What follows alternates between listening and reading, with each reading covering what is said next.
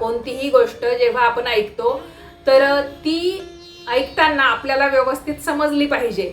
समजली तरच कथा कायमस्वरूपी लक्षात राहते आणि त्या कथेतून मिळणारा बोध सुद्धा आपण आयुष्यभरासाठी जपतो. बोध म्हणजे काय? त्या कथेची एक प्रकारची शिकवण असते. मग त्या शिकवणुकीच्या आधारे आपल्याला पुढचं आयुष्य जगता येतं किंवा वेळोवेळी संकटकाळी आपण त्या कथेमधला बोध वापरतो की अरे अशी अशी कथा आपण जेव्हा ऐकली होती त्या लोकांनी काय केलं, त्यातल्या पात्रांनी नेमकी काय भूमिका बजावली होती, आता आपल्यावर सुद्धा तशी वेळ आहे तर आपण नेमकं काय करावं, तर हे आपल्याला त्याच्यातून शिकता येतं.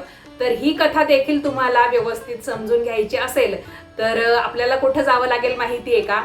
तर आपल्याला जावं लागेल द्वारका नगरीमध्ये. आता मी तुम्हाला द्वारका नगरीमध्ये घेऊन जाते कारण द्वारका नगरी म्हणजे भगवान श्रीकृष्णांची नगरी. तिथे द्वारकेचे राजा भगवान श्रीकृष्ण आणि त्यांची पत्नी माता रुक्मिणी. तर भगवान श्रीकृष्णांची पट्टराणी म्हणून माता रुक्मिणीची एक आगळी वेगळी ओळख तिथे होती. तर या माता रुक्मिणीने म्हणजे भगवान श्रीकृष्णांच्या प्रथम पत्नीने श्रीकृष्णांसोबत अनेक संकटांचा सामना केला, राज्यकारभारामध्ये आपल्या पतीला साथ दिली आणि त्यामुळे त्या एक आदर्श पत्नी म्हणून ओळखल्या जाऊ लागल्या. पण एक दिवस काय झालं, द्वारकेमध्ये एक अशी घटना घडली ज्यामुळे रुक्मिणींच्या मनामध्ये वेदना निर्माण झाली. लोकपरंपरा या बाबतीत असं सांगते की एकदा काय झालं, नारद मुनी हे द्वारका नगरीमध्ये आले होते. गप्पा रंगल्या. भक्ती, प्रेम आणि श्रीकृष्णांच्या लीलांबद्दल तेथे चर्चा सुरू झाली. त्या चर्चेमध्ये नारद मुनींनी सहज राधेचं नाव घेतलं, जी भगवान श्रीकृष्णांची प्रेमिका होती.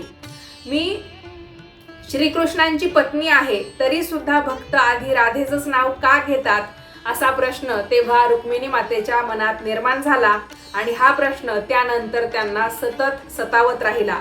काही लोकपरंपरांमध्ये या बाबतीत असं सांगितलं जातं की रुक्मिणींनी श्रीकृष्णांना याबद्दल विचारलं तेव्हा कृष्ण भक्त हसले. त्यांनी राधेचा अपमान केला नाही आणि रुक्मिणीलाही कोणत्याही प्रकारे दुखावलं नाही. पण त्यांच्या या शांत हास्यामुळे रुक्मिणीचा गैरसमज आणखी वाढला. त्यांना वाटलं माझ्या मनातील वेदना कृष्णांना समजलीच नाही आणि रागाच्या भरात नाही तर मन दुखावल्यामुळे माता रुक्मिणीने द्वारका सोडण्याचा निर्णय घेतला. तर त्या यानंतर दक्षिणेकडे निघाल्या आणि अखेर आज जिथे पंढरपूर आहे त्या परिसरामध्ये येऊन तपश्चर्या करू लागल्या. भक्त हो, जेव्हा भगवान श्रीकृष्णांना ही गोष्ट समजली तेव्हा त्यांनी एकाही क्षणाचा विलंब केला नाही. ते स्वतः त्यांच्या पत्नीला